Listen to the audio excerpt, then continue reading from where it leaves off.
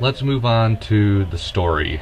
Now, basically, since Sonic Adventure 2, at least in my opinion, the stories have been kind of going downhill, so luckily they try and keep it simple. Robotnik's back, wants to, take over the world.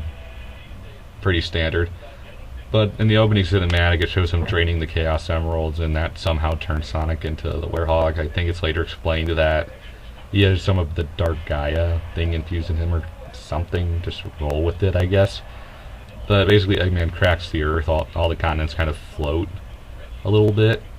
And he awakens this thing called Dark Gaia, which is essentially Iblis from Sonic 06, except being orange, they painted him purple. That's essentially what he is. It's pretty pathetic. And that's basically it in terms of the story, because the goal of the game is to restore the power of the Chaos Emeralds and defeat Robotnik and Dark Gaia. Along the way, you find Tails and Amy, but they're basically non-existent in the story. They have a few scenes, but they don't even bother. The new character...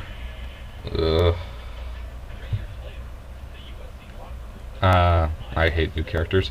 But oddly enough, Bean is actually pretty... Not Bean. Why do I say Bean? Chip is actually a pretty good character. He's basically there for plot purposes. He's never playable at all. He's there for plot purposes only. And he's actually a fairly amusing character. He looks like a Pixar character reject, but he's still somewhat amusing and he has some good dialogue. And of course he's major in the plot later, but he's an okay character. As long as, he doesn't get shoehorned into any other games, I'll be okay with Chip. He's okay. Better than the Trunks ripoff we all know and despise. In terms of the actual story mode, you sort of travel in between the continents, and you sort of have like these little story things you can sort of like flip through, and it's all text, and you kind of go around the little continents to different areas like Palace Gate and Flower Shop and all this sort of thing. The problem is all of them are completely pointless. I mean, you go around talking to some of them, and like, for example, one of them is just Chip saying, "There's no one around here, maybe we should try somewhere else." What the hell was the point of that? I mean, most of these have absolutely 0 point, and it's just stupid.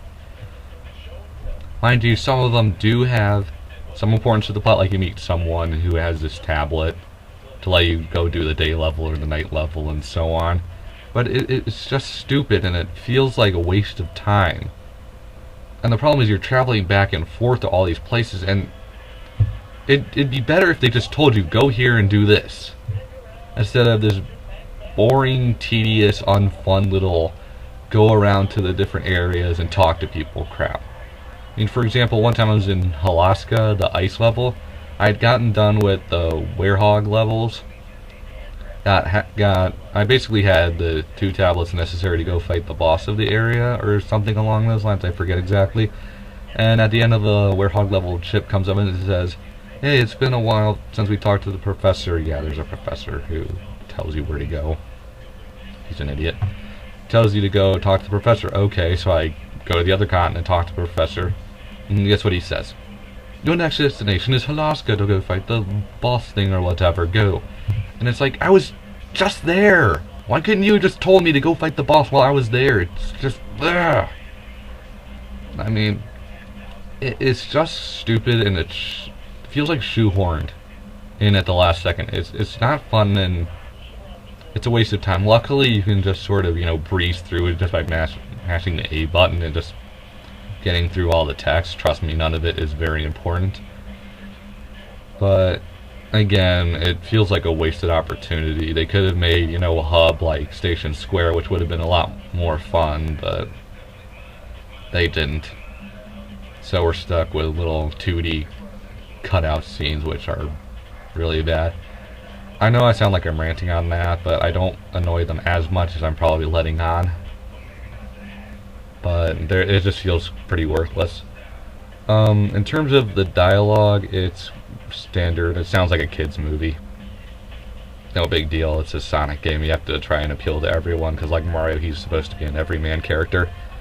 The voice acting is somewhat few and far between, at least in terms of the story aspect, but Brian Pollock as Robotnik is still fantastic. I actually think this is his best performance yet. He actually sounds somewhat like the old Saturday morning cartoon a bit, which is great. Too bad we don't have any penis, but he does a good job, and he's actually good. Chip's voice is okay.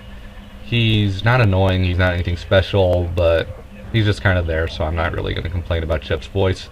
Amy and Tails are their usual horrendousness, but they rarely, if any, speech at all, so I don't care. On the surprising note, Jason Griffith actually had a good game. Yeah, he's actually been improving, and he actually sounds pretty good in this game. I was pleasantly surprised. Mind you, he still has some lines of dialogue that are kind of stupid, but in lines that are supposed to have, some sort of, hint of emotion or attitude, it's actually there. I recall one scene in the opening where Chip gets his name because he's supposed to have amnesia or something. Hooray. Pointless plot device. He says, and Chip's confused, like, why are you calling me Chip? It's like, well, I have to call you something, don't I? And he actually pulled it off. And I'm like, wow. Jason Griffith actually did a good job. So, pleasant surprise there. Griffith haters are probably going to hate him regardless of how he does, but I was pleasantly surprised. Jason Griffith actually did a good job. All the other human characters are pretty much pointless, generic voices overall, and especially the professor is just kind of stupid, but the voice acting, pretty good. I don't care, it's not a whole lot. And we're going to move on to the actual music of the game.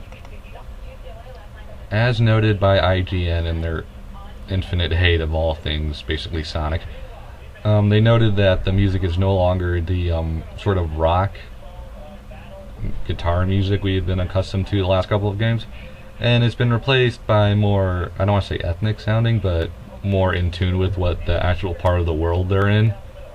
Like the ice level sounds more serene and glacial, sort of, and I think you kind of get the idea of what I'm talking about. It works well for this game considering the whole point is traveling around to different areas. I do miss some of the rock because some of the levels are just kind of bleh in their music, but everything sounds good, and I'm not overly going to complain about anything because everything sounds good in the end. Although I will say I do like the remix of Endless Possibilities in the Supersonic level.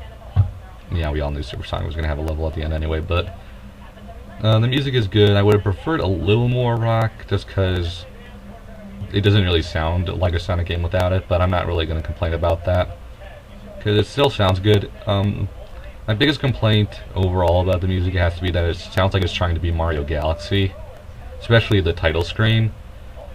I mean, if you're going to copy one thing off of Mario Galaxy, it might as well be the music, so. Music good. I don't really have any complaints about that overall, so kind of made the whole sound portion of this review completely worthless.